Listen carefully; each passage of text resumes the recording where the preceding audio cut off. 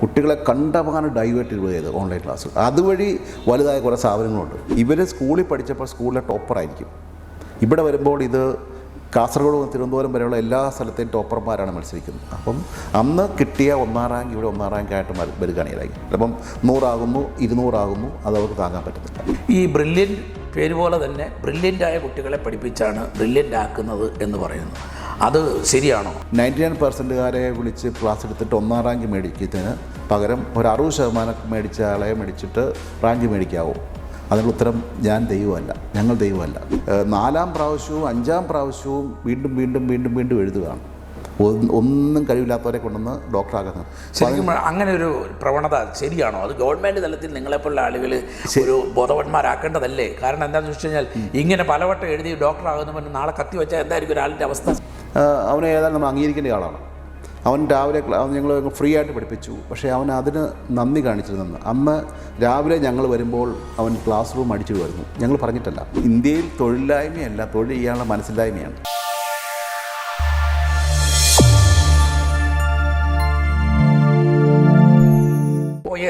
നമുക്ക് ആരംഭിക്കാം. ഇന്ത്യയിലെ എഡ്യൂക്കേഷൻ കോച്ചിങ് ഹബ് എന്നറിയപ്പെടുന്നത് രാജസ്ഥാനിലെ കോട്ട എന്ന് പറയുന്ന സ്ഥലമാണ്. അതുപോലെ തന്നെ കേരളത്തിൽ ഇന്ന് ഏറ്റവും അറിയപ്പെടുന്നൊരു സ്ഥലമാണ് പാല. അത് ബ്രില്യൻ്റ് സ്റ്റഡി സെൻറ്ററിൻ്റെ പേരിലാണ് ഇന്ന് പാല അറിയപ്പെടുന്നത് പ്രധാനമായും. കാര്യം ഒട്ടനവധി വിദ്യാഭ്യാസ സ്ഥാപനങ്ങൾ പാല സെൻറ്റ് തോമസ് കോളേജ്, അൽഫോൺസ കോളേജൊക്കെ ഇവിടെ ഉണ്ടെങ്കിൽ പോലും ഈ അടുത്ത കാലത്ത് കഴിഞ്ഞ 10-15 വർഷമായിട്ട് കേരളത്തിലെ ജനങ്ങളുടെ മനസ്സിൽ അല്ലെങ്കിൽ ഇന്ത്യയിലെ ജനങ്ങളുടെ മനസ്സിൽ ബ്രില്യൻ്റ് സ്റ്റഡി സെൻറ്റർ എന്ന് പറയുന്ന പ്രസ്ഥാനം വളരെ വലിയ തോതിൽ വളർന്നു നിൽക്കുകയാണ്. അതിൻ്റെ ശില്പിയാണ് സ്റ്റീഫൻ ജോസഫ് എന്ന് പറയുന്ന ഒരു വ്യക്തി. ഇവർ 4 പേരാണ്. അവരെ കൂടുതൽ അറിയാൻ വേണ്ടി ഞാൻ ബഹുമാനപ്പെട്ട സ്റ്റീഫൻ ജോസഫ് സാറിനെ OSൻ്റെ ഈ എപ്പിസോഡിലേക്ക് സ്നേഹപൂർവ്വം സ്വാഗതം ചെയ്യുന്നു. Thank you. എങ്ങനെയാണ് സാർ ഇതിലേക്ക് തുടക്കം? യഥാർത്ഥത്തിൽ ഞങ്ങൾ 3 പേര് നെയ്ബേഴ്സാണ്. ജോർജ് സാറ്, സെബാസ്റ്റ്യൻ സാർ, ഞങ്ങൾ ഒന്നിച്ച് പഠിച്ചവരാണ്. ഒരു താൽക്കാലിക ജോലി എന്ന നിലയിൽ ഞങ്ങൾ 3 പേരും കൂടി ഒരു പെരുന്നാൾ സ്ഥലത്ത് വെച്ച് ആലോചിച്ചു, നമുക്ക് എന്തെങ്കിലും ഒരു പെർമനൻറ്റ് ജോബ് കിട്ടുന്നോടം വരെ ഒരു ജോലിക്ക് വേണ്ടി ശ്രമിച്ചു. അത് ഞങ്ങൾ ഡിസ്കസ് ചെയ്തപ്പോൾ ഞങ്ങൾക്ക് തോന്നിയൊരു ഐഡിയ ആണ് ഒരു ട്യൂഷൻ സെൻറ്റർ തുറക്കുക. ചെറിയ ഇൻവെസ്റ്റ്മെൻറ്റ്, അതാണ് ഞങ്ങളുടെ ശരിക്കും പറഞ്ഞാൽ ഞങ്ങളുടെ വർക്കിംഗ് ക്യാപിറ്റൽ എന്ന് പറഞ്ഞാൽ. ഞങ്ങൾ 3 പേരുടെയും വീട്ടിൽ നിന്നും 1000 രൂപ വെച്ച് തന്നു. 3000 രൂപ വീട്ടുകാർ തന്നെ തന്നു. 3000 ഞങ്ങൾ പേരൻസ് തന്നു. അതാണ് ഞങ്ങളുടെ യഥാർത്ഥ ബില്ലിൻ്റെ വർക്കിംഗ് ക്യാപിറ്റൽ. അതാണ്. അവിടുന്ന് ആ 3000 രൂപ ഇങ്ങോട്ട് വന്നിട്ട് ഒരു പഴയ ബിൽഡിങ് വാടകയ്ക്ക് എടുത്തിട്ട് അതെവിടെ പാല അൽഫോൺസ കോളേജിന് ഓപ്പോസിറ്റ് അത് പലരും നടത്തി അവസാനിപ്പിച്ച് പൊടിഞ്ഞു പോയ ഫർണിഷ്ഡൊക്കെ ഉള്ള ഒരു പഴയ ബിൽഡിങ്. അത് അത്യാവശ്യം പെയിൻ്റൊക്കെ ചെയ്ത് കുറേയൊക്കെ ഞങ്ങൾ തന്നെ ചെയ്ത് ഒരു ട്യൂഷൻ സെൻ്റർ ആരംഭിച്ചു. അന്നിട്ട പേരാണ് ബ്രില്യൻ്റ് സ്റ്റഡി സെൻറ്റർ. ഏത് ക്ലാസ്സിലെ കുട്ടികൾക്ക് ട്യൂഷൻ എടുത്തിരുന്നത്? പ്രീ ഡിഗ്രിക്ക് പഠിക്കുന്ന ഫിസിക്സ്, കെമിസ്ട്രി, അൽഫോൺസ സെൻറ്റ് തോമസിലെ പ്രീ ഡിഗ്രിക്ക് പഠിപ്പിക്കുന്ന കുട്ടികൾ. അതിനകത്ത് അവർക്ക് മെയിനായിട്ട് വേണ്ടത് ഫിസിക്സ്, കെമിസ്ട്രി, ഇംഗ്ലീഷ്, ബയോളജി വേണ്ട.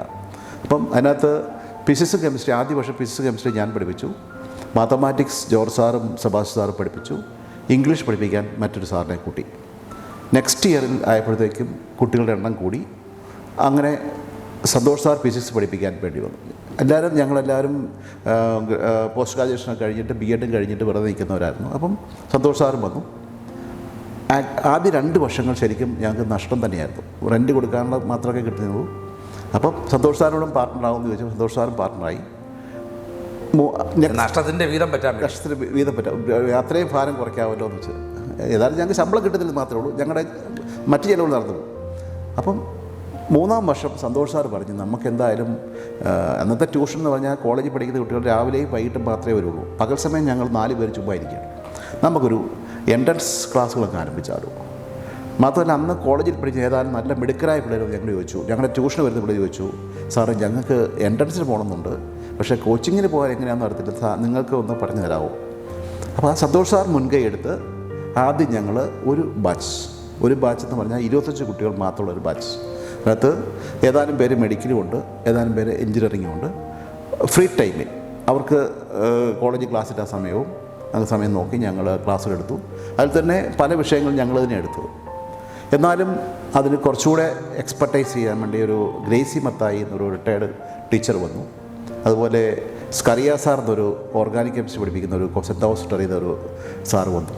അപ്പോൾ ആ ആദ്യത്തെ ബാച്ചുകളിൽ തന്നെ ഞങ്ങൾക്ക് നല്ല റിസൾട്ട്, ഫസ്റ്റ് 25 പേരിൽ തന്നെ ഒരു MBBS കിട്ടി. കൂടാതെ എഞ്ചിനീയറിങ്ങിന് കുറേ അഡ്മിഷൻ കിട്ടി. അടുത്ത വർഷമായപ്പോഴത്തേക്ക് ഞങ്ങൾക്ക് ഇങ്ങോട്ട് ആളുകൾ എൻട്രൻസ് കോച്ചിങ് ചോദിച്ചു വന്നു തുടങ്ങി. അന്ന് ഞങ്ങളുടെ ചെറിയ ബിൽഡിങ്ങാണ് ഈ പാലാ പ്രദേശത്ത് പലരും കോളേജ് പഠിക്കുന്ന പലരും ചെറിയ ബിൽഡിങ്ങാണ്. ഞങ്ങൾക്ക് ആകെപ്പാടെ അന്ന് 2 ക്ലാസ് റൂം മാത്രമേ ഉള്ളൂ. ഒരു 40 പേർക്ക് ഇരിക്കാവുന്നൊരു ക്ലാസ് റൂമും 30 പേർക്ക് ഇരിക്കാവുന്നൊരു ക്ലാസ് റൂം. 40 പേരുടെ ഒരു ബാച്ചും 30 പേരുടെ വേറൊരു ബാച്ച് തുടങ്ങി. അതിനുശേഷം പിള്ളേർ വന്നു, ഉൾക്കൊള്ളാൻ പറ്റുന്നില്ല. അപ്പം അത് അവിടെ വെച്ച് അഡ്മിഷൻ ക്ലോസ്ഡ്. ഇന്നും അന്നും ഞങ്ങളുടെ അഡ്മിഷൻ എന്നും ക്ലോസ് ചെയ്ത് പോവുകയാണ്. അന്ന് ഇടയ്ക്ക് ഇരിക്കാൻ 1985-ലോ 86-ലോ അപ്പം പലരും ഒരു അവസാനം ഒരു പേരൻ്റ് നിർബന്ധം സഹിക്കുകയാതെ അതായത് ഒരു കസേരയും കൊണ്ട് പോയി, സീറ്റില്ല, അതായത് സീറ്റില്ലെന്നുള്ള അങ്ങനെ എൻ്റെ കൊച്ച് ഒരു കോട ഇരുന്നോളൂ പറഞ്ഞിട്ട് കസേരയും കൊണ്ട് വന്നിരുന്നിട്ട് അങ്ങനെ ആദ്യം ആ ബാച്ചുകളൊക്കെ ഞങ്ങൾക്ക് പ്രതീക്ഷയിലും കുറച്ച് നല്ല റിസൾട്ട് അവർക്ക് കൊടുക്കാൻ സാധിച്ചു. ഇടയ്ക്കൊന്ന് ചോദിച്ചോട്ടെ, ഈ 4 പേര് നിങ്ങൾ നെയ്ബേഴ്സ് ആണോ, ഫ്രണ്ട്സ് ആണോ, ഫാമിലി ആണോ? ഞങ്ങൾ പരസ്പരം 3 പേര് ഞങ്ങൾ നെയ്ബേഴ്സ് തന്നെയാണ്. Sebastian sir, George sir. ബന്ധമില്ല, ഒന്നിച്ച് പഠിച്ചവരാണ്. പേരൻസും. എവിടെയാണ് നിങ്ങൾ പഠിച്ചത്?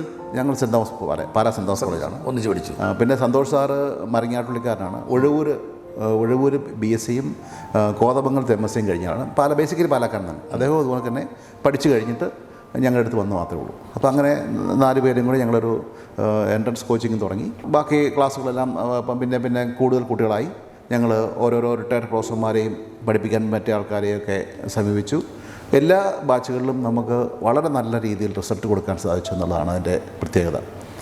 എന്നാലും അന്ന് കേരളത്തിൽ വളരെ ഫേമസായ യൂണിവേഴ്സൽ, ടാൻഡം തുടങ്ങിയ സ്ഥാപനങ്ങളൊക്കെ ഉണ്ടായിരുന്നു. അന്നൊക്കെ ഞങ്ങളെക്കാൾ വലുതായിരുന്നു. അവിടെ തൃശ്ശൂർ ഒരു PC Thomas entrance coaching centre എന്നൊരു സ്ഥാപനവും അന്ന് നന്നായി രീതിയിൽ പോകുന്നുണ്ട്. എങ്കിലും ഞങ്ങളിവിടുന്ന് ഒരു എളിയ തുടക്കം എന്നതിൽ ക്രമേണ ഓരോ വർഷം കഴിയുന്നതോറും ഞങ്ങളുടെ കുട്ടികളുടെ എണ്ണം കൂടാൻ തുടങ്ങി. റിസൾട്ടിൻ്റെ കാര്യത്തിൽ കുറച്ച് മെച്ചമായി തുടങ്ങി. അന്ന് മെഡിക്കലിന് ആദ്യ 10-ൽ 9 തൃശ്ശൂർ കിട്ടുമ്പോൾ ഞങ്ങൾക്ക് ചിലപ്പോൾ 1 ഒക്കെ ആയിരുന്നു. പക്ഷെ ഇന്ന് കഥ മാറിയിരിക്കുന്നു. തോമസ് മാഷിൻ്റെ ഇന്ന് കഥ മാറിയിരിക്കുന്നു. ഇന്ന് എടുക്കാമെങ്കിൽ ആദ്യ 10-ൽ 10 അല്ലെങ്കിൽ 9 engineering, both medical and engineering ഞങ്ങളുടെ തന്നെ ആയിക്കഴിഞ്ഞു. സാറ് കോട്ടയുടെ കാര്യം ആരംഭത്തിൽ സൂചിപ്പിച്ചു. ഒരു 10-15 വർഷങ്ങൾക്ക് പുറകോട്ട് എടുക്കാമെങ്കിൽ കേരളത്തിൽ നല്ല കോച്ചിങ് കിട്ടുന്ന സ്ഥാപനങ്ങളില്ലായിരുന്നു. അന്ന് കുറച്ച് അറിയാവുന്ന പേരൻസ് എല്ലാം കുട്ടികൾ 10ാം ക്ലാസ് കഴിഞ്ഞാൽ നേരെ കുട്ടികളെ കൊണ്ടുപോയി കോട്ടയെ കൊണ്ടാക്കുക. കോട്ടയിലുണ്ട് നല്ല സ്ഥാപനങ്ങളൊക്കെ ഉണ്ട്. പ്രത്യേകിച്ച് IITക്ക് ഇപ്പോഴും നല്ല രീതിയിൽ കോച്ചിങ് കൊടുക്കുന്ന കുറേ സ്ഥാപനങ്ങൾ കോട്ടയിലുണ്ട്. ഇന്ത്യയിലെ എൻട്രൻസ് കോച്ചിങ്ങിൻ്റെ ഹബ്ബ് എന്ന നിലയിൽ തന്നെ അറിയപ്പെടുന്നത് കോട്ട തന്നെയായിരുന്നു.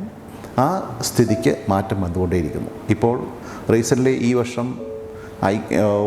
IITയുടെ ഇന്ത്യയിലെ 3ാം റാങ്ക് ബ്രില്യൻ്റിലെ ഒരു സ്റ്റുഡൻറ്റിലൂടെ നേടിക്കഴിഞ്ഞിരിക്കുന്നു. അപ്പം കൊടുക്കുന്ന ക്ലാസ്സുകളും പ്രൊമോട്ട് ചെയ്യാൻ വേണ്ടി കൊടുക്കുന്ന അവാർഡുകളും എല്ലാം അതിനകത്തൊരു സഹായകമാകുന്നു. ഇപ്പോൾ നമ്മൾ MBBSനും എഞ്ചിനീയറിങ്ങിനും അല്ലാതെ വേറെ ഏതൊക്കെ മേഖലയിലാണ് കോച്ചിങ് കൊടുത്തുകൊണ്ടിരിക്കുന്നത്? ഇല്ല, വേറൊന്നുമില്ല. ഞങ്ങൾക്ക് എഞ്ചിനീയറിങ്ങിന് ഏതെല്ലാം കോച്ച് എൻട്രൻസ് ടെസ്റ്റുകളുണ്ടോ IITക്ക് വേണ്ടിയുണ്ട്, NITക്ക് വേണ്ടിയുണ്ട്, കേരളത്തിലെ എഞ്ചിനീയറിംഗ് കോളേജുകൾക്കൊക്കെ വേണ്ടിയുണ്ട്. അതുകൊണ്ട് മെഡിക്കലിനും. കൂടാതെ ആകെപ്പാടെയുള്ള ഒരു ഡൈവേഷൻ എന്ന് പറഞ്ഞാൽ മെഡിക്കൽ PG എൻട്രൻസ് എന്നൊരു അതും ഇതിൻ്റെ കണ്ടിന്യൂഷൻ തന്നെയാണ്. അത് മാത്രമേ ഞങ്ങൾക്കുള്ളൂ. മറ്റ് സിവിൽ സർവീസ്, PSC കോച്ചിങ് അങ്ങനെ ഒന്നുമില്ല. പലരും അതിനെപ്പറ്റി ചോദിച്ചിരുന്നു. എങ്കിൽ ഞങ്ങൾക്ക് ഇപ്പോൾ തന്നെ ഇത് തന്നെ നല്ല ഹെവി ലോഡ് തന്നെയാണ്. ശരിക്കും എത്രമാത്രം കുട്ടികളെ വേണമെങ്കിൽ ഉൾക്കൊള്ളാൻ മാത്രമുള്ള സംവിധാനങ്ങളുണ്ട്. പഠിപ്പിക്കാൻ നല്ല അധ്യാപകരില്ല എന്നത് മാത്രമാണ്. കേരളത്തിന് വെളിയിൽ നിന്ന് കുട്ടികൾ ഇങ്ങോട്ട് വരുന്നുണ്ടോ? നമുക്ക് കേരളത്തിന് വെളിയിൽ തമിഴ്നാട്ടിൽ നിന്ന് ഇങ്ങോട്ട് കുട്ടികൾ വരുന്നുണ്ട്. ഇപ്പോൾ വരുന്നുണ്ട്. ഇത് നമ്മൾ ഓൾ ഇന്ത്യ മാർക്കറ്റിംഗ് സ്റ്റാർട്ട് ചെയ്തിട്ടുണ്ടോ? നമ്മൾ ഓൾ ഇന്ത്യ മാർക്കറ്റിംഗ് സ്റ്റാർട്ട് ചെയ്തിട്ടില്ല. യഥാർത്ഥത്തിൽ അറിഞ്ഞുകേട്ട് വരുന്നതാണ്. യഥാർത്ഥത്തിൽ വസ്തുത ഇതാണ്. ഇപ്പോഴും കേരളത്തിലെ കുട്ടികൾ IIT പ്രവേശനത്തിൽ പിന്നോക്കം തന്നെയാണ്. ഞങ്ങൾക്ക് ഉണ്ടെങ്കിൽ പോലും IIT പ്രവേശനത്തിൽ പിന്നോക്കം തന്നെയാണ്. അതെന്തുകൊണ്ടാണ് സാറേ? ഒരുപക്ഷെ നമ്മുടെ കുട്ടികൾക്ക് അത് വേണ്ട ഓറിയൻറ്റേഷൻ കൊടുക്കാത്തത് കൊണ്ടാകാം. അല്ലെങ്കിൽ നമ്മുടെ പേരൻസിൻ്റെ ഒരു സമീപനത്തിൽ പേരൻസ് എല്ലാവരുടെയും, പ്രത്യേകിച്ച് സൗത്ത് ഇന്ത്യയിലെ പേരൻസിന് കൂടുതൽ താല്പര്യം മക്കളെ ഡോക്ടറാക്കുക തന്നെയാണ്. അപ്പം ഒരു 10,000 പേര് IITയിൽ പ്രവേശനം നേടുന്നുണ്ടെങ്കിൽ ഇപ്പോഴും കേരളത്തിൽ നിന്ന് കിട്ടുന്ന അഡ്മിഷൻ 500 താഴെയാണ്. അപ്പോൾ അതിന് തന്നെ മനസ്സിലാവുമല്ലോ കേരളം ആ കാര്യത്തിൽ പിന്നോക്കം, സിവിൽ സർവീസിനേക്കാൾ പിന്നോക്കമാണ് IIT അഡ്മിഷൻ്റെ കാര്യത്തിൽ കേരളം. അത് മാറിക്കൊണ്ടേയിരിക്കും. ഈ ബ്രില്യൻ്റ് പേര് പോലെ തന്നെ ബ്രില്യൻ്റായ കുട്ടികളെ പഠിപ്പിച്ചാണ് ബ്രില്യൻ്റ് ആക്കുന്നത് എന്ന് പറയുന്നു. അത് ശരിയാണോ? അത് ആ ബ്രില്യൻ്റ് ആയ കുട്ടികൾ മാത്രമാണോ അവിടെ പഠിക്കുന്നത്, അല്ലാതെ എല്ലാ റേഞ്ചിലുള്ള കുട്ടികളും പഠിക്കുന്നില്ലേ? യഥാർത്ഥത്തിൽ എൻട്രൻസ് കോച്ചിങ് എന്ന് പറഞ്ഞാൽ +1 +2 നന്നായിട്ട് പഠിച്ചു വരുന്ന ഒരു കുട്ടിക്ക് കൊടുക്കുന്ന അഡീഷണൽ ട്രെയിനിങ് ആണ്. ചില പേരൻസ് ഒന്ന് രണ്ട് പേരൻസ് ചോദിച്ചു, നിങ്ങൾ 99% വിളിച്ച് ക്ലാസ് എടുത്തിട്ട് 1ാം റാങ്ക് മേടിക്കുന്നതിന് പകരം ഒരു 60% മേടിച്ച ആളെ മേടിച്ചിട്ട് റാങ്ക് മേടിക്കാവോ? അതിനുള്ള ഉത്തരം ഞങ്ങൾ ദൈവമല്ല. അപ്പം മിടുക്കരായ ആൾക്കാർ വന്നാൽ മാത്രമേ. അതുകൊണ്ട് എപ്പോഴും ഞങ്ങൾ അഡ്മിഷന് വേണ്ടി ഒരു മിനിമം കട്ട് ഓഫ് വെക്കാറുണ്ട്.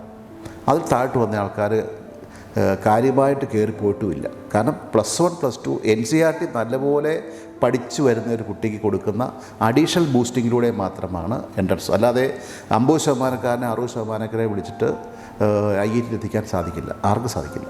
നിങ്ങളുടെയൊക്കെ ഇവിടെ വരുമ്പോൾ ഈ കോച്ചിങ്ങിൽ അഡ്മിഷൻ കിട്ടാതെ വരുന്ന കുട്ടികളും മറ്റു പല സ്ഥലത്തും പോയിട്ട് കിട്ടാതെ വരുന്ന കുട്ടികളൊക്കെ പോയിട്ട് പിന്നെയും പോയിട്ട് അവരും എഞ്ചിനീയറിംഗ് MBBS ഒക്കെ ചേരാനായിട്ടുള്ള പ്രൈവറ്റ് മറ്റ് സെഗ്മെൻറ്റിലേക്കൊക്കെ പോയിക്കൊണ്ടിരിക്കുകയാണ്. പ്രൈവറ്റ് കോളേജുകളിലൊക്കെ പോയി അല്ലെങ്കിൽ പൈസ കൊടുത്ത് സ്വാധീനിച്ചും ഒക്കെ നമുക്കറിയാമല്ലോ.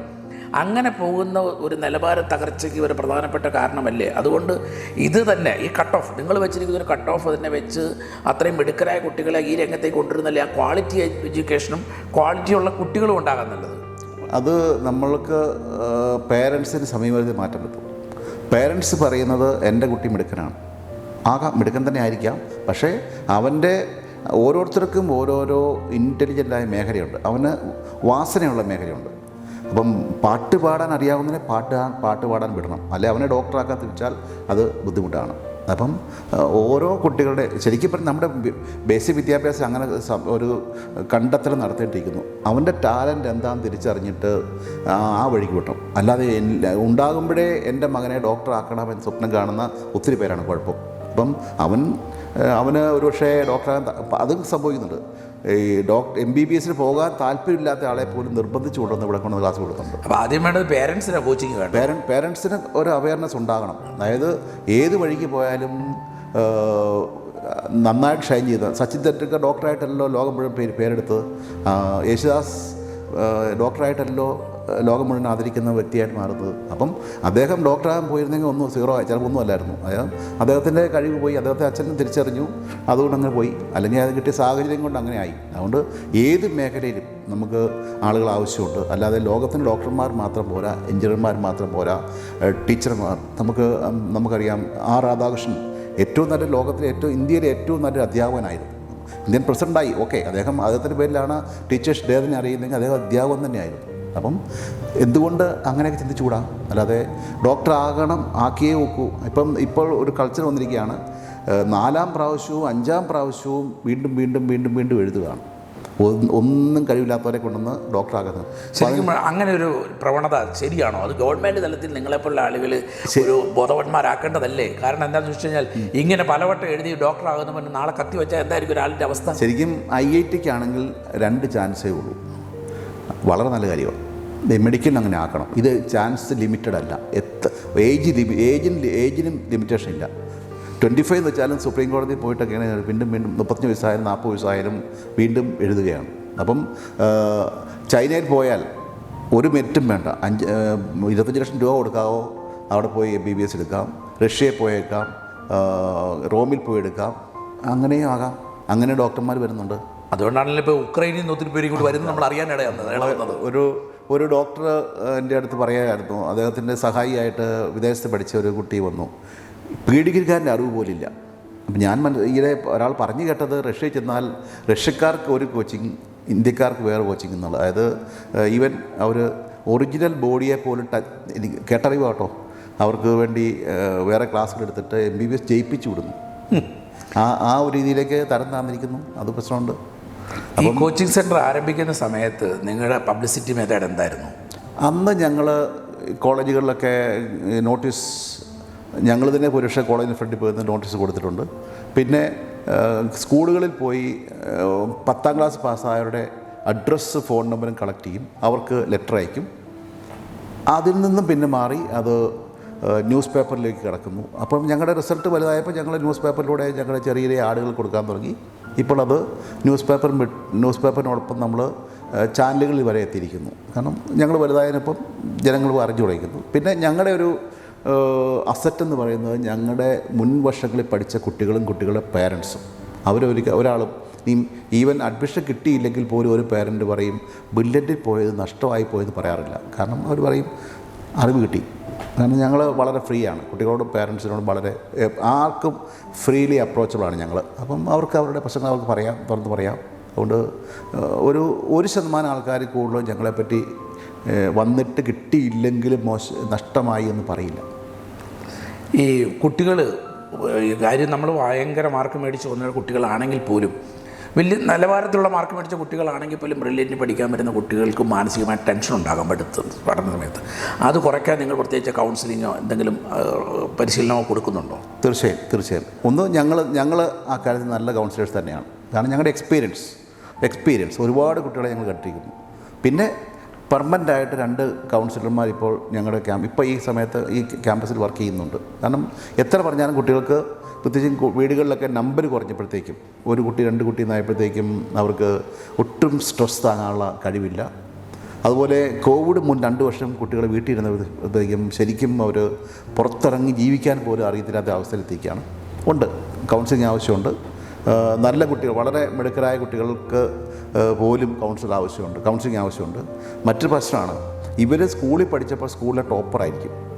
ഇവിടെ വരുമ്പോൾ ഇത് കാസർഗോഡ് തിരുവനന്തപുരം വരെയുള്ള എല്ലാ സ്ഥലത്തെയും ടോപ്പർമാരാണ് മത്സരിക്കുന്നത്. അപ്പം അന്ന് കിട്ടിയ 1ാം റാങ്ക് ഇവിടെ 1ാം റാങ്കായിട്ട് വരികയാണെങ്കിൽ ചിലപ്പം 100 ആകുന്നു, 200 ആകുന്നു, അത് അവർക്ക് താങ്ങാൻ പറ്റത്തില്ല. പരുക്കൻ സാഹചര്യങ്ങളോട് ഒട്ടും മക്കൾ അവരെ ട്രെയിൻ ചെയ്തിട്ടില്ല. ഈവൻ ബസ്സിൽ യാത്ര ചെയ്യാൻ പോലും അറിയത്തില്ലാത്ത പല കുട്ടികളും ഉണ്ട്. ഇപ്പോഴും ഈ IIT JEE NEET തുടങ്ങിയ പരീക്ഷകളിൽ പഠിക്കാൻ അല്ലെങ്കിൽ അതിൻ്റെ എൻട്രൻസിന് വരുന്ന കുട്ടികൾ, ഈ സാധാരണ നമ്മുടെ സർക്കാർ സ്കൂളുകളിൽ വരുന്ന കുട്ടികൾ എങ്ങനെയുണ്ട്? ഈ മത്സരരംഗത്ത് വരുമ്പോൾ പരാജയപ്പെടുന്ന, അതോ പ്രൊഫഷണൽ സ്കൂളിൽ നിന്ന് വരുന്ന കുട്ടികൾ മാത്രമാണ് പലപ്പോഴും വിജയം കൈവരിക്കുന്നതായിട്ട് കാണുന്നത്? ഈ സർക്കാർ സ്കൂളുകളിൽ നിന്ന് വരുന്ന കുട്ടികൾക്ക് ആ നിലവാരം കാണിക്കാൻ കഴിയുന്നുണ്ടോ? അത് തെറ്റായ ഒരു പ്രചരണം തന്നെയാണ്. അങ്ങനെ ഒരു അടിസ്ഥാനമേ ഇല്ല.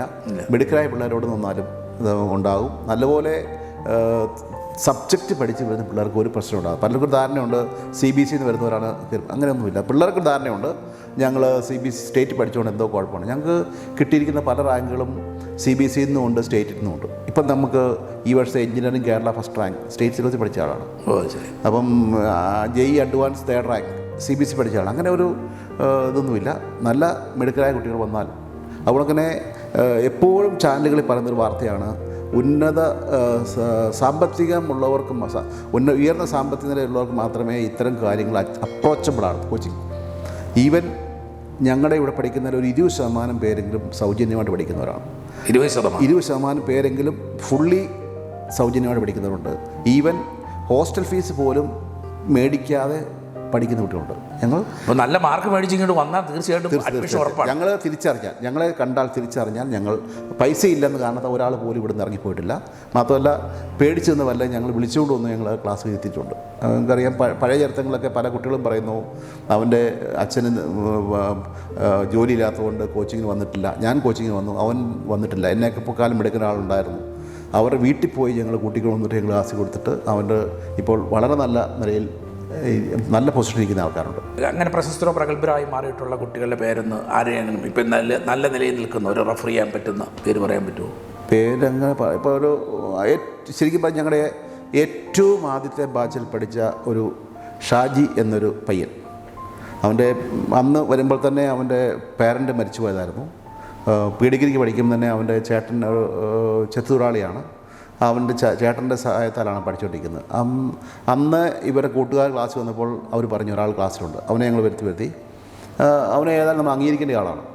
അവൻ രാവിലെ ഞങ്ങൾ ഫ്രീ ആയിട്ട് പഠിപ്പിച്ചു. പക്ഷേ അവൻ അതിന് നന്ദി കാണിച്ചിരുന്നെന്ന്. അന്ന് രാവിലെ ഞങ്ങൾ വരുമ്പോൾ അവൻ ക്ലാസ് റൂം അടിച്ചിട്ട് വരുന്നു. ഞങ്ങൾ പറഞ്ഞിട്ടല്ല, ഞങ്ങൾ ഫ്രീ ആയിട്ട് കോച്ചിങ് കൊടുക്കുന്നു. അവൻ അതിന് അത്രയും മനോഭാവം കാണിക്കുമായിരുന്നു. ഇപ്പം നല്ല രീതിയിൽ അവൻ ഇപ്പം കുസാറ്റിലെ പ്രൊഫസറായിട്ട് വർക്ക് ചെയ്യുകയാണ്. ഇപ്പോഴും ഞങ്ങളുടെ അടുത്ത് വരാറുണ്ട്. അപ്പം അങ്ങനെ ഒരുപാട് പേരുണ്ട്. പിന്നെ എന്നാൽ ഇത് ഫ്രീ ആയിട്ടൊക്കെ പഠിച്ചാലും ഒരിക്കൽ പോലും തിരിച്ച് ഞങ്ങളെ തിരിഞ്ഞു നോക്കാത്തവരുണ്ട്. ഈവൻ ഏത് മേഖലയിലും നന്ദിയില്ലാത്തവരുണ്ടെന്ന് പറഞ്ഞു. MBBS ചേരാൻ അവിടെ ചെന്നപ്പോൾ ഒരു പ്രൈവറ്റ് കോളേജ് ചെന്നപ്പോൾ അവർ പൈസയിൽ അന്ന് 1 ലക്ഷം രൂപ കുറവുകൊണ്ട് ഇറക്കി വിട്ടപ്പോൾ ഫോൺ വിളിച്ചപ്പോൾ ഞാൻ ഇവിടുന്ന് എടുത്ത് കൊടുത്തു. എന്നെ വിളിച്ചു, സാറേ ഒരു 1 ലക്ഷം രൂപ തന്നിട്ട് ആയുസ് ഞാൻ എടുത്തു കൊടുത്തു. അവൻ ഇവൻ എവിടെ ഉണ്ടെന്ന് പോലും എടുത്തില്ല. എന്നാൽ ഒരിക്കലും താങ്ക്സ് എന്ന വാക്ക് അല്ല, ഈ ഇൻ്റർവ്യൂ പുള്ളി കാണുന്നുണ്ടെങ്കിൽ തീർച്ചയായിട്ടും അതുമായിട്ട് തിരിച്ചു വരും. അതറിഞ്ഞ ഒരു കോളേജിലെ ഒരു പ്രൊഫസർ എന്നെ അടുത്ത് തന്നെ വിളിച്ചു, നിങ്ങളൊക്കെ ഇങ്ങനെയൊക്കെ ചെയ്യുമോ? അപ്പോൾ തിരിച്ച് ആ കാരുണ്യം മനസ്സിലുള്ളതുകൊണ്ടായിരിക്കും ഇതുപോലെ വളർന്നുകൊണ്ടിരിക്കുന്ന ആകാശം. തിരിച്ച് കിട്ടുമെന്ന് കരുതിക്കൊണ്ടല്ല, എങ്കിൽ പോലും താങ്ക്സ് എന്ന് വാക്ക് പറയാമായിരുന്നു. അതെ, ജീവിതത്തിൽ അതില്ലാത്തവർക്ക് തീർച്ചയായിട്ടും അത് തിരിച്ചറിയാൻ അവസരം ഉണ്ടാകും. സാർ തുടങ്ങിയപ്പോഴും ഇപ്പോഴും നേരിടുന്ന പ്രധാനപ്പെട്ട വെല്ലുവിളി, കോച്ചിങ് സെൻ്ററുകൾക്ക് എന്താണ് പ്രധാനപ്പെട്ട ഒരു വെല്ലുവിളി ഉണ്ടെന്ന് പറയാൻ പറ്റും? കോച്ചിങ് സെൻ്ററുകൾക്ക് അങ്ങനെ വലിയ, അതായത് യഥാർത്ഥത്തിൽ ഇപ്പോൾ ഞാൻ പറഞ്ഞല്ലോ, ഇടയ്ക്ക് സൂചിപ്പിച്ചു, നല്ല അധ്യാപകരെ, ഡെഡിക്കേറ്റഡായ അധ്യാപകരെ കിട്ടുന്നില്ല. അവർ വരാൻ തയ്യാറാണ്. നമ്മൾ എത്ര പൈസ വേണം കൊടുക്കുക, എത്ര ശമ്പളം വേണം കൊടുക്കാൻ തയ്യാറാണ്. കുട്ടികൾക്ക് സാറ്റിസ്ഫൈഡ് ആയിട്ട് ക്ലാസ് എടുക്കാൻ തയ്യാറുള്ള ആൾക്കാർ എന്നാൽ ഉണ്ട്. UGC സ്കീമിൽ കോളേജ് ജോലി കിട്ടിയിട്ട് പോലും പോകാതെ ഇവിടെ നിൽക്കുന്ന ആൾക്കാരുണ്ട്. അപ്പം അവർക്ക് കിട്ടുന്ന വർക്ക് സാറ്റിസ്ഫാക്ഷൻ മനസ്സിലാവാമല്ലോ, നല്ല ആൾക്കാരെ കിട്ടാനില്ല. പ്രത്യേകിച്ച് ഇപ്പോഴത്തെ കണ്ടീഷനിൽ ഒട്ടും ജോലി ചെയ്യാൻ തയ്യാറുള്ള ആരുമില്ല. എല്ലാവർക്കും മറ്റ് മാധ്യമങ്ങൾ സഹായം, പുതിയ ആൾക്കാർക്ക് ഒരു ജോലി ചെയ്യാനും മനസ്സില്ല. അവർക്ക് കുറച്ച് ശമ്പളം കിട്ടിയാൽ മതി, അധികം ആഗ്രഹങ്ങളൊന്നും ഇല്ലാത്ത അവസ്ഥയാണ്. അങ്ങനെ ഭീഷണികളൊന്നുമില്ല. ഇപ്പം പിന്നെ അല്ല, ഈ ഇപ്പോൾ സാറ് മുമ്പേ പറഞ്ഞു പഠിപ്പിക്കാൻ ആൾ വരുന്നില്ല എന്ന് പറഞ്ഞു. നന്നായി 4 ലക്ഷം പറഞ്ഞു കൊടുക്കാൻ പോകുന്ന അധ്യാപകൻ അന്നേരം തന്നെ തുടങ്ങുകയാണ് ഈ കോച്ചിങ് സെൻ്ററുകൾ. ഇപ്പോൾ കേരളത്തിൽ എവിടെ നോക്കിയാലും ഇത്തരം കോച്ചിങ് സെൻ്ററുകൾ അനവധി ഉണ്ടായിക്കൊണ്ടിരിക്കുകയാണ്. അപ്പോൾ അവർ വലിയ രീതിയിൽ അവർ കരുതുന്ന എല്ലാവരും കോപ്പി ചെയ്യുകയാണ്, കോപ്പി ചെയ്യാൻ തുടങ്ങിയ. കോപ്പി ചെയ്തിട്ട് കാര്യമില്ല. നമുക്ക് കോപ്പി ചെയ്യുന്നതല്ല, ഞങ്ങളുടെ വന്നോട്ടെ, കൂടുതൽ ആൾക്കാർ വരുന്നത് നല്ലതാണ്. പിന്നെ ഈ ഓൺലൈൻ ക്ലാസ്സുകൾ വലിയൊരു ദ്രോഹമാണ് ഈ കുട്ടികൾക്ക്. ഓൺലൈൻ ക്ലാസ് നമുക്ക് കോവിഡ് മൂലം മറ്റു മാർഗ്ഗമില്ലായിരുന്നെങ്കിൽ പോലും കുട്ടികളെ കണ്ടമാനം ഡൈവേർട്ട് ചെയ്ത് ഓൺലൈൻ ക്ലാസ്, അതുവഴി വലുതായ കുറേ സ്ഥാപനങ്ങളുണ്ട്. ഓൺലൈൻ കൊണ്ട് തന്നെ വലുതായ കുറേ ആൾക്കാരുണ്ട്. ഞാൻ പേരെടുത്ത് പറയുന്നില്ല. അങ്ങനെ ഒത്തിരി പേരുണ്ട്. അവരൊക്കെ ഇപ്പോൾ ലോസിലേക്ക് പോകുന്നെന്ന് കേൾക്കുന്നു. കാരണം ആളുകൾ മടുത്തിരിക്കുന്നു ഓൺലൈൻ ക്ലാസ്സുകളെ.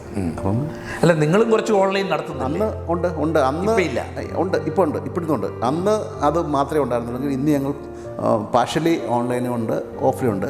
ഓൺലൈനിൽ അറ്റംപ്റ്റ് ചെയ്യുന്നവരെണ്ണം കുറവാണ്. അതായത് ഒരു 10% ആൾക്കാരെ ഓൺലൈനിലുള്ളൂ. ആവശ്യക്കാർ കൊടുക്കുന്നുണ്ട്, ഈവൻ വിദേശത്തുള്ള ആൾക്കാർക്ക് ഓൺലൈൻ. പക്ഷേ ഒരു 20% പേർക്ക് നല്ല കുട്ടികൾ നന്നായിട്ട് അതിൻ്റെ ബെനിഫിറ്റ് എടുത്തു. 80% ഡൈവേർട്ട് ചെയ്ത് പോയത്. കമ്പനികൾ പറയുന്ന വർക്ക് ഫ്രം ഹോമാണ് നല്ലത്, ഓൺലൈനിൽ ജോലി ചെയ്തുകൊണ്ടിരുന്നാൽ അതാണ് ലാഭം. കാരണം 2-3 ഉണ്ട്. ഒന്ന് ഓഫീസിൽ വന്നിരുന്ന കറണ്ട് ചാർജിന് ലാഭമുണ്ട്, മറ്റ് ചിലവുകൾ ലാഭമുണ്ട്. ഇവനെ കൊണ്ട് 24 മണിക്കൂറും ജോലി ചെയ്യിപ്പിക്കാമെന്ന് പറഞ്ഞുകൊണ്ട് പലരും വീട്ടിലിരുന്ന് ഭയങ്കരമായ സ്ട്രെസ്സാണ്. ഇപ്പം എൻ്റെ ഒരു പെക്കടെ പോകാൻ വർക്കും പോകുന്നുണ്ട്, പറയാൻ ഭ്രാന്ത് പിടിക്കുന്ന സംശയമുണ്ട്. കാരണം പുറത്തേക്ക് ഇറങ്ങാനേ പറ്റത്തില്ല, റൂമിനകത്ത് തന്നെ ഇരുന്നിട്ട്. അന്നായിരുന്നെങ്കിൽ കുറേ ബ്രേക്ക് ടൈമിലെങ്കിലും ഒരു ഷെയറിങ്, പരസ്പരം ഷെയർ ചെയ്യുകയോ ഒക്കെ ചെയ്യാതെ. വീട്ടിനകത്തിരുന്ന് കമ്പനികൾക്ക് ശരിയാണ്, AC വേണ്ട, കറണ്ട് ചാർജ് വേണ്ട, ഒത്തിരി ലാഭങ്ങളുണ്ട്. പക്ഷേ മനുഷ്യനെ കൂടിനകത്താക്കുകയാണ്. മനുഷ്യനൊരു സോഷ്യൽ ആനിമലാണ്. അവനെ ഇങ്ങനെ വീടിനകത്താക്കി കഴിഞ്ഞാൽ അവൻ ഒത്തിരി ബാക്ക് എഫക്റ്റ് വരാൻ പോവുകയാണ്. ഇപ്പോൾ വെർച്വൽ ക്ലാസ് കോമൺ ആയിട്ടുണ്ട്. അടുത്ത 5 വർഷം നേരിടാൻ പോകുന്ന ഒരു വെല്ലുവിളി എന്തായിരിക്കും എഡ്യൂക്കേഷൻ സെഗ്മെൻറ്റ്? ഈ നല്ല മീഡിയാസ്, നമ്മൾക്ക് ഇലക്ട്രോണിക് മീഡിയ വഴി ഉണ്ടായ ഡെവലപ്മെൻറ്റ് അംഗീകരിക്കാതിരിക്കാൻ പറ്റില്ല. കാരണം ഈ ചാനലുകൾ, ഓൺലൈൻ ക്ലാസ്സുകളും നമുക്കിപ്പം എല്ലാ ദിവസവും ഇന്ന് ഓരോ ദിവസവും ഞങ്ങൾ പേരൻറ്റ്സ് മീറ്റൊക്കെ ഓൺലൈനായിട്ട് നടത്തുന്നുണ്ട്. എപ്പോഴും നടക്കുന്ന ഓരോ സംഭവവികാസങ്ങളും എല്ലാവരിലേക്കും നമുക്ക് ഷെയർ ചെയ്യും. യൂട്യൂബ് തുടങ്ങിയ മീഡിയാസ് ഒരുപാട് നമുക്ക് ഇൻഫർമേഷൻ കൊടുക്കാൻ സാധിക്കുന്നത്. നല്ല രീതിയിൽ ഉപയോഗിച്ചാൽ എല്ലാം നല്ലതാണ്. അപ്പം മറ്റൊരു ഈ ദുരുപയോഗമാണ് പ്രശ്നം ഉണ്ടാക്കുന്നത്. ദുരുപയോഗം മാത്രമല്ല, ഇതിൽ ചെന്ന് വീഴുന്ന ആൾക്കാരെ കെണിയിലാക്കുന്ന ഒത്തിരി സംഭവവികാസങ്ങൾ നമുക്കറിയാമല്ലോ. ഈ കില്ലർ ഗെയിമുകളും ഒക്കെ ഒന്നും അറിയാൻ മേലാത്ത പ്രായത്തിൽ അവരെ അതിനകത്തോട്ട് കൊണ്ടുപോയി അതിൻ്റെ ആക്ടിവിറ്റിയുടെ ഭാഗമായിട്ട് പോയി ജീവിതം തന്നെ നശിപ്പിച്ച എത്രയോ പേരുണ്ട്. അപ്പോൾ അതൊരു വലിയ പ്രശ്നം തന്നെയാണ്. അതിനൊക്കെ ഒരു നിയന്ത്രണം വരുത്തേണ്ടത് തന്നെയാണ്. എൻട്രൻസ് കോച്ചിങ് ആരംഭിച്ചതിന് ശേഷവും അതിന് മുമ്പുണ്ടായിരുന്ന വെച്ച് നോക്കുമ്പോൾ വിദ്യാഭ്യാസ നിലവാരത്തിൽ ഉയർന്ന മാർക്ക് നേടിയെത്തുന്ന കുട്ടികളുടെ നിലവാരം കൂടുകയാണോ കുറയുകയാണോ ചെയ്തിട്ടുള്ളത്? കൂടുക തന്നെയാണ്. പലരും പറയാറുണ്ട് എൻട്രൻസ് കോച്ചിങ് നിർത്തിക്കളഞ്ഞാൽ നല്ലതാണെന്ന്. അപ്പോൾ നമുക്ക് യഥാർത്ഥത്തിൽ എൻട്രൻസ് എക്സാം നിലവിൽ വന്നത് എപ്പോഴാണ്? അന്ന് കേരളത്തിൽ +2 മാർക്ക് തിരുത്തി കൈക്കൂലി വാങ്ങിച്ചുകൊണ്ട് മാർക്ക് ദാനം ചെയ്തൊരു സംഭവം ഉണ്ടായിട്ടുണ്ട്. ഒരു 20-30 വർഷങ്ങൾക്ക് മുമ്പ് അങ്ങനെ വലിയൊരു സംഭവമായിരുന്നു. അന്ന് പേരൻറ്റ്സ് എൻട്രൻസ് ക്ലാസ്സുകളില്ല. അന്ന് +2 മാർക്ക് വെച്ചാണ് അഡ്മിഷൻ നടക്കുന്നത്. അപ്പം ഏതെങ്കിലും വിധേന മക്കൾക്ക് ഉയർന്ന മാർക്ക് മേടിക്കാൻ വേണ്ടി വാലി പേപ്പർ എവിടെ പോയോ ആ സാറിൻ്റെ വീട്ടിൽ പോയി പൈസ കൊടുത്ത് വാലി ജയിച്ചിട്ട് അല്ലെങ്കിൽ കൂടുതൽ മാർക്ക് ഇടിച്ചിട്ട് മാർക്ക് തട്ടിപ്പ്. അത് കേരളത്തിൽ നിന്നിട്ട് തമിഴ്നാടൊക്കെ നടന്നിട്ടുണ്ട്. അതിൽ നിന്നാണ് ഈ എൻട്രൻസ് എന്നുള്ള സംവിധാനത്തിലേക്ക് തന്നെ വന്നത്. ശരിക്കും മിടുക്കരായ ആൾക്കാരെ കണ്ടെത്തൽ തന്നെയാണ് എൻട്രൻസ് കോച്ചിങ്. അതായത് എല്ലാവരും പറയും ഭയങ്കരമായ കോച്ചിങ് സെൻറ്റർ വലിയ മാഫിയ ആണെന്നൊക്കെ പറയും. ഇത് ആവശ്യം തന്നെയാണ്. പിന്നെ കോച്ചിങ് ഇല്ലാതെ പിള്ളേർ നേരെ വേണമെങ്കിലാകാം. പിന്നെ കോച്ചിങ്ങിന് പോകണ്ട, ട്യൂഷന് പോകണ്ട, സ്കൂളിൽ പഠിക്കുന്നത് കൊണ്ട് മാത്രം എൻട്രൻസ് എഴുതാൻ വേണ്ടി പറയാം. പക്ഷേ ഈ എൻട്രൻസ് എക്സാംസ് ആപ്ലിക്കേഷൻ ലെവലാണ്. സ്കൂളുകളിലെ എക്സാമിന് ഡിസ്ക്രിപ്റ്റീവ് എന്ന് പറഞ്ഞാൽ ആപ്ലിക്കേഷൻ ലെവലല്ല. ശരിക്കും ടീച്ചിങ് ആപ്ലിക്കേഷൻ ലെവലാകുകയും പരീക്ഷകൾ ഫുള്ളി ആപ്ലിക്കേഷൻ ലെവലാക്കുകയും ചെയ്താൽ കയറിപ്പോകാം. കോച്ചിങ് ഇല്ലാതെ കയറിപ്പോയ ആൾക്കാരെ ഞങ്ങൾക്കറിയാം. ഒരു കാട്ടുനീതി വെച്ച് ചോദിക്കുകയാണ്, വേട്ടയാടി വളർന്നു വരുന്നൊരു മൃഗവും നാട്ടിൻപുറത്ത് വളർത്തിക്കൊണ്ട് വരുന്നൊരു മൃഗവും തമ്മിലുള്ള വ്യത്യാസം പോലെ തന്നെ ആ വേട്ടയാടൽ പവർ, ഈ സ്വന്തമായി അധ്വാനിച്ച് സ്വയം വിദ്യ കണ്ടുപിടിച്ചുകൊണ്ട് വന്ന് വളർന്നു വരുന്ന കുട്ടിയും ഇതുപോലെ ഇൻക്യുബേറ്ററിൽ നമ്മൾ കോച്ചിങ് കൊടുത്തുകൊണ്ട് വിരിയിച്ചുകൊണ്ട് വരുന്ന കുട്ടികളും തമ്മിലുള്ള വ്യത്യാസം, അവിടെ ഈ കോമ്പറ്റീഷൻ സക്സസ് എന്ന് പറയുന്ന അല്ലെങ്കിൽ എൻ്റെ കപ്പാസിറ്റി വെച്ച് നോക്കുമ്പോൾ ആർക്കായിരിക്കും കൂടുതൽ? തീർച്ചയായും കോച്ചിങ് കഴിയുന്നവർക്ക് തന്നെയാണ്. കാരണം കോച്ചിങ് എന്ന് പറഞ്ഞാൽ പഠിച്ച കൺസെപ്റ്റ് ആപ്ലിക്കേഷൻ ലെവലിലേക്ക് എങ്ങനെ ഉപയോഗിക്കാം, അതാണ് ഒബ്ജക്റ്റീവ് ക്വസ്റ്റ്യനുകളുടെ പ്രത്യേകത തന്നെയാണ്. ഒരു കൺസെപ്റ്റ് പഠിച്ചു, അത് ആപ്ലിക്കേഷൻ ലെവൽ ഉപയോഗിക്കാൻ പഠിപ്പിക്കുന്നു. അപ്പം അത് തീർച്ചയായും കോച്ചിങ് ഇല്ലാത്തവർക്ക് അത്രയും കിട്ടിയല്ല. അത് മാത്രമല്ല പല ലെവലിലുള്ള ടീച്ചിങ് തന്നെയാണ്. ആദ്യം സ്കൂളിൽ പഠിക്കുന്നു, ട്യൂഷൻ ഉണ്ടെങ്കിൽ രണ്ടാമത് പഠിക്കുന്നു, കോച്ചിങ്ങിൻ്റെ മൂന്നാമത് ഒരേ കാര്യം തന്നെ 3 പ്രാവശ്യം കേൾക്കുന്നു. അപ്പം കൂടുതൽ ഐഡിയ, അവൻ്റെ ആ കൺസെപ്റ്റ് കൂടുതൽ കോൺക്രീറ്റ് ആവുകയാണ്. നല്ലത് തന്നെ പല പ്രാവശ്യം. ഇപ്പോൾ എത്ര കുട്ടികളാണ് ഈ ബ്രില്യൻറ്റിൽ പഠിച്ചുകൊണ്ടിരിക്കുന്നത്? ഞങ്ങൾക്ക് പലതരം ബാച്ചുകളുണ്ട്. ഒരു കണക്ക് പറയുകയാണെങ്കിൽ ഒരു 40,000 പ്ലസ് 40,000 40,000 പ്ലസ് കുട്ടികളാണ് ഒരു വർഷമൊക്കെ പഠിച്ചത്. പല സ്ട്രീം എന്ന് ഞാൻ അതാ ഉദ്ദേശിച്ചത്. 6ാം ക്ലാസ്സിൽ പഠിക്കുന്ന കുട്ടിക്ക് മുതൽ ക്ലാസ് ഉണ്ട്, ഫൗണ്ടേഷൻ ക്ലാസ്. ഇവിടെ ആരംഭിച്ചിട്ടുണ്ട്? ഉണ്ട്, പണ്ടേ ഉണ്ട്. 6, 7 അങ്ങനെ സ്കൂളിൽ പഠിക്കുന്നവർക്കുണ്ട്, 10th പഠിക്കുന്നവർക്കുണ്ട്, +1 പഠിക്കുന്ന +2 ഉണ്ട്. അത് ആ കാറ്റഗറി വരുമ്പോൾ ഒരു 25,000 അങ്ങനെയാണ്. +2 കഴിഞ്ഞിട്ട് കിട്ടാത്തവർ വീണ്ടും പഠിക്കുന്നു, അതാണൊരു 20,000. ഇപ്പോൾ മൊത്തം എത്ര കുട്ടികൾ പഠിച്ചിറങ്ങിയിട്ടുണ്ടാവുമായിരുന്നു ഈ ഒരു എൻട്രൻസ് എഴുതി? അല്ലെങ്കിൽ അതിനൊരു കണക്ക് നിങ്ങളുടെ ഉണ്ടോ? അങ്ങനെ കണക്കില്ല. ഇല്ല. എത്ര പേര് ഡോക്ടറായി, എത്ര എഞ്ചിനീയറാണെന്ന് ഞാൻ കണക്കില്ല. ഇല്ല, അങ്ങനെ കണക്കില്ല. ഇപ്പോൾ അവരുടെ ഡേറ്റ ഒന്നും നിങ്ങളിങ്ങനെ സൂക്ഷിക്കുകയൊന്നും ചെയ്തില്ല? ഞങ്ങൾക്ക് റീസെൻ്റ് ആയിട്ടുള്ളത് കൊണ്ട് ഇപ്പോൾ കേരളത്തിൽ നിന്ന് 1 വർഷം ഡോക്ടർമാരാകുന്നതിൻ്റെ ഏതാണ്ട് 80% ബ്രില്യൻറ്റിലെ കുട്ടികളാണ്. എൻജിനീയറിങ്ങിന് പോകുന്നതിലെ 70% പേരും ബ്രില്യൻറ്റുകാരാണ്. അത് ഓരോ വർഷവും 1-2 ഒത്തിരി വലുതാകില്ല, 1-2% പേർ കൂടിക്കൊണ്ടേയിരിക്കും. ബ്രില്യൻറ്റും നമ്മുടെ വിദ്യാഭ്യാസ സ്ഥാപനങ്ങളും കൂടെ കൂടി പടുത്തുയർത്തി പഠിപ്പിച്ചുകൊണ്ടിരുന്ന ഈ കുട്ടികൾ ഈ നാട് വിട്ടു പോകുന്നതിനെ കുറിച്ച് എന്താണ് സാർ പറയുന്നത്? തീർച്ചയായും അത് വലിയൊരു പ്രശ്നം തന്നെയാണ്. പക്ഷേ മാറിക്കൊണ്ടിരിക്കുകയാണ്. ഒരു കൂടുതലല്ലേ സാറേ? ഇപ്പോൾ ഒരു കൾച്ചറുണ്ട്. ഇപ്പം അതായത് +2 പാസ്സായി കഴിയുമ്പോഴേ UK പോകുന്നു, ഇറ്റലിക്ക് പോകുന്നു, ജർമ്മനിക്ക് പോകുന്നു. പക്ഷേ ഒരു തിരിച്ചുവരവ് ഉണ്ടാവും. കാരണം നമ്മുടെ ഇപ്പോഴത്തെ ഭരണ സംവിധാനം അതിന് കുറേ അനുകൂലമായ സാഹചര്യങ്ങൾ ഒരുക്കുന്നുണ്ട്. ഇപ്പം ശ്രദ്ധിക്കപ്പെടാൻ ലോകത്തിലെ എല്ലാ IT കമ്പനികളുടെയും തന്നെ CEO-മാരൊക്കെ ഇന്ത്യക്കാരൊക്കെ ആയിക്കഴിഞ്ഞിരിക്കുന്നു. അതൊരു തിരിച്ചുവരവ്, ഒരു 4-5 വർഷം കൊണ്ട് നമ്മൾ ഇന്ത്യ തിരിച്ചു വരും. അപ്പം ഈ അടുത്തിടയ്ക്കായിട്ട് ഞാൻ അറിവില്ല വെച്ചാൽ ഇന്ത്യയുടെ സാമ്പത്തിക ലെവലിൽ ബ്രിട്ടനെ ഇന്ത്യ മറികടന്നിരിക്കുന്നു. ഒരു കാലത്ത് നമ്മളെ ചൂഷണം ചെയ്തെന്ന് പറയുന്ന ബ്രിട്ടനെ ഇന്ത്യ മറികടന്നിരിക്കുന്നു, 4ാം സ്ഥാനത്തെത്തിയിരിക്കുന്നു. അപ്പോൾ അത് മാറും, സ്ഥിതി മാറും. അല്ല, കഴിഞ്ഞ 2 ദിവസത്തിന് മുമ്പ് വന്നിരിക്കുന്ന ഒരു പത്രത്തിൽ ഇന്ത്യയിലെ ഏറ്റവും വലിയ പ്രസ്ഥാനമായ RSS പോലുള്ള സംഘടന പറയുന്നു, ഇവിടെ തൊഴിലില്ലായ്മയും അതിരൂക്ഷമായിക്കൊണ്ടിരിക്കുന്ന വിദ്യാഭ്യാസ നിലവാരം തകർച്ചയും ദാരിദ്ര്യം വിദ്യാഭ്യാസ നിലവാരം തകർച്ച എന്നല്ല, ദാരിദ്ര്യവും അങ്ങനെ വാഴുന്നു എന്ന് പറയുന്നത്. അവർ പോലും അത്ര ഉത്കണ്ഠപ്പെടുന്നുണ്ടെങ്കിൽ തീർച്ചയായിട്ടും അങ്ങനെ ഒരു പ്രശ്നം ഉണ്ടാകുന്നില്ലേ എന്നുള്ളൊരു ഭീഷണിയില്ലേ? ഇന്ത്യയിൽ തൊഴിലില്ലായ്മയല്ല, തൊഴിൽ ചെയ്യാനുള്ള മനസ്സില്ലായ്മയാണ്. ദാരിദ്ര്യം ഉണ്ട്, വസ്തുതയാണ്. ദാരിദ്ര്യം വസ്തുത തന്നെയാണ്. എനിക്ക് തോന്നുന്നത് പല പ്രസ്ഥാനങ്ങൾക്ക് ദാരിദ്ര്യം നിലനിൽക്കേണ്ടത് ആവശ്യമാണ്. അവരാണ് ഈ ഡൽഹി സർക്കാർ അവിടെ ചെയ്യുന്ന ആ വികസന പ്രവർത്തനം, അല്ലെങ്കിൽ അവിടെ സാധാരണക്കാരിലേക്ക് കൊടുക്കുന്ന ആ വികസനം, താഴെത്തട്ടിലേക്ക് കൊടുക്കുന്ന വികസനം മറ്റ് സ്റ്റേറ്റുകളിൽ എന്തുകൊണ്ട് കിട്ടുന്നില്ല, കേരളത്തിൽ എന്തുകൊണ്ട് കിട്ടുന്നില്ല? സൗജന്യ വൈദ്യുതി, സൗജന്യ വെള്ളം എല്ലാം കൊടുക്കാൻ ഒരു ഗവൺമെൻറ് സാധിക്കുന്നെങ്കിൽ എന്തുകൊണ്ട് കേരള ഗവൺമെൻറ്റിനോ മറ്റ് സ്റ്റേറ്റുകൾക്ക് സാധിക്കുന്നില്ല? സൗജന്യ റേഷൻ കൊടുക്കുന്നുണ്ട്, അത് വേറെ. ഡൽഹി ഇപ്പോൾ ഇലക്ഷൻ കമ്മീഷൻ പറഞ്ഞിരിക്കുകയാണ് സൗജന്യങ്ങളൊക്കെ നിർത്തണമെന്ന്. അപ്പം അരവിന്ദ് കെജ്രിവാളിൻ്റെ പഞ്ചാബിലും ഡൽഹിയിലും അദ്ദേഹത്തിന് ചെയ്യാൻ സാധിക്കുന്നത് കേരളത്തിന് ചെയ്യാൻ പറ്റും, തമിഴ്നാടിന് ചെയ്യാൻ പറ്റും, ഇന്ത്യ ഒട്ടാകെ ചെയ്യാൻ പറ്റും. ഇപ്പം നമ്മളൊരു മെസ്സേജായിട്ട് ലഭിക്കാൻ വേണ്ടിയാണ് എന്നെ തന്നെയാണ് ചോദിക്കുന്നത്. ഇപ്പം നമ്മൾ ഈ അടുത്ത കാലത്ത് വരാൻ പോകുന്നൊരു പുതിയ കുതിപ്പെന്ന് പറയുന്നത് നമ്മൾ ഏറ്റവും വലിയ ആരോഗ്യ കേന്ദ്രമായി മാറാൻ പോകുന്നു. ഹെൽത്ത് രംഗത്ത് ഭയങ്കരമായി നമ്മൾ വളർച്ച കൈവരിച്ചുകൊണ്ടിരിക്കുകയാണ്. ഹെൽത്ത് ടൂറിസം തന്നെ ഇന്ത്യയിൽ വളരാൻ പോകുന്നു. അപ്പോൾ നമ്മുടെ ഈ MBBSനും എഞ്ചിനീയറിങ്ങിനൊക്കെ പഠിക്കുന്ന കുട്ടികൾ, അതുപോലെ സാർ മുമ്പ് സൂചിപ്പിച്ചാൽ IT-യുടെ ഹബ്ബായി മാറിക്കൊണ്ടിരിക്കുന്നു. അപ്പോൾ ഇവരെന്തിനു പോകണ്ട, തിരിച്ചുവിടെ നിൽക്കൂ, നിങ്ങൾക്കൊരു ശോഭനമായ ഭാവിയുണ്ടെന്ന് നമുക്ക് പറയാൻ കഴിയില്ലേ? പറഞ്ഞാലൊക്കെയില്ല, അവർക്ക് വേണ്ട ഇവിടെ നിന്നാൽ അതനുസരിച്ച് അവർക്ക് അതിനുള്ള അവിടെ കിട്ടുന്ന രീതിയിലുള്ള സംവിധാനങ്ങൾ കൊടുക്കണം. പ്രത്യേകിച്ച് സാമ്പത്തികമായ അവർക്ക് കൊടുക്കുന്ന റെന്യൂമറേഷൻ്റെ അളവാണ് പ്രശ്നം. എനിക്ക് തോന്നുന്നു ഡോക്ടർമാരുടെ അളവിൽ രംഗത്ത് അത്രമാത്രം വിദേശ രാജ്യങ്ങളിലേക്ക് പോകുന്നില്ല. അത് മറ്റ് IT മേഖലയിലൊക്കെയാണ് പോകുന്നത്. ഡോക്ടർമാരധികം പോകുക. അതുകൊണ്ട് തന്നെയാണ് ഇന്ത്യ ആ രംഗത്ത് കുറേ മുന്നോക്കമായിക്കൊണ്ടിരിക്കുന്നത്. പക്ഷേ എങ്കിലും കേരളത്തിലും നോർത്ത് ഇന്ത്യൻ പല സ്റ്റേറ്റുകളിലും ഗ്രാമങ്ങളിൽ ഡോക്ടർമാരെ ഇല്ലാത്ത അവസ്ഥ ഇപ്പോഴും ഉണ്ട്.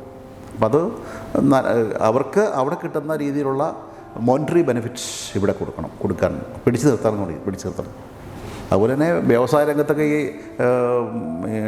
IT മേഖലയിലൊക്കെ ഇവിടെ ഇരുന്ന് ജോലി, അമേരിക്കയിലുള്ള എല്ലാ കമ്പനികളിലെയും ഇന്ത്യക്കാരാണ് ജോലി ചെയ്യുന്നതെങ്കിൽ അവർക്ക് ഇവിടെ അതിനുള്ള സംവിധാനം ഉണ്ടാക്കി കൊടുക്കണം. ഗവൺമെൻറ്റുകൾക്ക് അതിനുള്ള പിടിച്ചു നിർത്താൻ വേണ്ട ക്രമീകരണങ്ങൾ ചെയ്യണം. നിങ്ങൾ 4 പേര് കൂടിയാണ് ഈ കമ്പനി തുടങ്ങിയെന്ന് പറഞ്ഞു. ഇപ്പോൾ ഇതിൻ്റെ സ്ട്രക്ചർ എന്താണ്? ഈ 4 പാർട്ട്ണർഷിപ്പ് കമ്പനിയായിട്ടാണോ മുന്നോട്ട് പോകുന്നത്? ഞങ്ങൾ 4 പാർട്ട്ണർമാരായിരുന്നു 36 വർഷങ്ങളായിട്ട്. ഇപ്പോഴും കണ്ടിന്യൂ ചെയ്യുന്നതോടൊപ്പം തന്നെ ഞങ്ങൾ ബ്രില്യൻറ്റ് സ്റ്റഡി പ്രൈവറ്റ് ലിമിറ്റഡ് എന്നൊരു പാരലായിട്ടാണ് തുടങ്ങിയിട്ടുണ്ട്. ഞങ്ങൾ ക്രമേണ ഒരു ട്രാൻസ്ഫോർമേഷൻ സ്റ്റേജിലാണ്. ഈ കമ്പനി പാർട്ട്ണർഷിപ്പ് എന്നുള്ളത് കമ്പനിയായിട്ട് മാറിക്കൊണ്ടിരിക്കുകയാണ്. കുറച്ചുകൂടെ കമ്പനി ആകുമ്പോൾ ജീവനക്കാർക്കും ഒക്കെ കുറേ കൂടെ ബെനിഫിറ്റുകൾ കൊടുക്കാൻ പറ്റും. അവരെ കൂടെ അതിനകത്ത് ഭാഗമാകാൻ പറ്റും. പാർട്ട്ണർഷിപ്പിൽ അങ്ങനെ പറ്റില്ല. പാർട്ട്ണർഷിപ്പ് ഞങ്ങൾ 4 അല്ലാതെ 5ാമത് ഒരാളില്ല. എന്നാൽ ആ പാർട്ട്ണർഷിപ്പ് തീർന്നു പോകും. ഒരാൾ മാറിയാലും പാർട്ട്ണർഷിപ്പ് തീർന്നു പോകും. കമ്പനി ജീവനക്കാർ കുറച്ചുകൂടെ അവരുടെ പാർട്ടിസിപ്പേഷൻ കൂട്ടാൻ വേണ്ടി തന്നെയാണ് കമ്പനിയിലേക്ക് വരുന്നത്. വിദ്യ പകരാൻ മികച്ച ഗുരുമുഖത്തുനിന്ന് മാത്രമേ സാധിക്കുകയുള്ളൂ. അങ്ങൊരു മികച്ച ഗുരുവാണ്, അങ്ങയുടെ കൂടെയുള്ള ഒരു മികച്ച ഗുരുക്കന്മാരുമാണ്. അപ്പോൾ തീർച്ചയായിട്ടും മുമ്പേ പറഞ്ഞ പോലെ ഇന്ത്യയിലെ ഏറ്റവും വലിയ എഡ്യൂക്കേഷൻ ഹബ്ബായി മാറാൻ പാലായിക്ക് കഴിയട്ടെ, അല്ലെ ബ്രില്യൻറ്റിന് കഴിയട്ടെ എന്ന് ആശംസിക്കുന്നതിന് കാരണം എന്താണെന്ന് ചോദിച്ചു കഴിഞ്ഞാൽ, ഇങ്ങനെയുള്ളവർക്ക് മാത്രമേ അത് പകരാൻ കഴിയുള്ളൂ, വിദ്യ പകരാൻ കഴിയുള്ളൂ. എല്ലാവരും വിദ്യാഭ്യാസ സ്ഥാപനങ്ങൾ തുടങ്ങിയതുകൊണ്ട് വിദ്യ ആവില്ല. വിദ്യ അളവറ്റ രീതിയിൽ, വേണ്ട രീതിയിൽ അറിഞ്ഞു കൊടുക്കാൻ കഴിയുന്ന ഒരു അധ്യാപകന് മാത്രമേ ഉള്ളൂ ഒരു മികച്ച വിദ്യാർത്ഥിയെ വാർത്തെടുക്കാൻ കഴിയുള്ളൂ, വളർത്തിയെടുക്കാൻ കഴിയുള്ളൂ. അതുകൊണ്ട് നിങ്ങളുടെ അധ്വാനം സഫലമാകും. ഇനിയും മേലേക്ക് ഉയരട്ടെ ബ്രില്യൻറ്റ്, കേരളത്തിൽ അഭിമാനമായി മാറട്ടെ ബ്രില്യൻറ്റ് എന്ന് ആശംസിച്ചുകൊണ്ട് നമസ്കാരം. Thank you. സാറിന് എന്തെങ്കിലും ഞങ്ങളുടെ OASൻ്റെ പ്രേക്ഷകരോട് പറയാനുണ്ടോ? ഞാൻ പറയാൻ വിട്ടുപോയൊരു കാര്യമുണ്ട്. 36 വർഷമായിട്ട് ഞങ്ങൾ ഈ നിലയിലായെങ്കിൽ അതിൻ്റെ ഫുൾ ക്രെഡിറ്റ് ഞങ്ങൾക്കല്ല. ഞങ്ങളോടൊപ്പം ജോലി ചെയ്ത ഞങ്ങളുടെ അധ്യാപകരും മറ്റ് അനധ്യാപകരായ ആൾക്കാരാണ്. ആത്മാർത്ഥമായിട്ട് ഞങ്ങൾക്ക് ഇത്രയും വർഷങ്ങളായിട്ടും ഒരു പ്രശ്നം പോലും ഒരാളുടെ ഭാഗത്തുനിന്ന് ഉണ്ടായിട്ടില്ല. അതൊരു കാര്യം തന്നെയാണ്. അതുകൊണ്ട് തന്നെ ഓരോരുത്തരും സ്വന്തം ഐഡിയ വെച്ച് സാധനങ്ങൾ തുടങ്ങുക.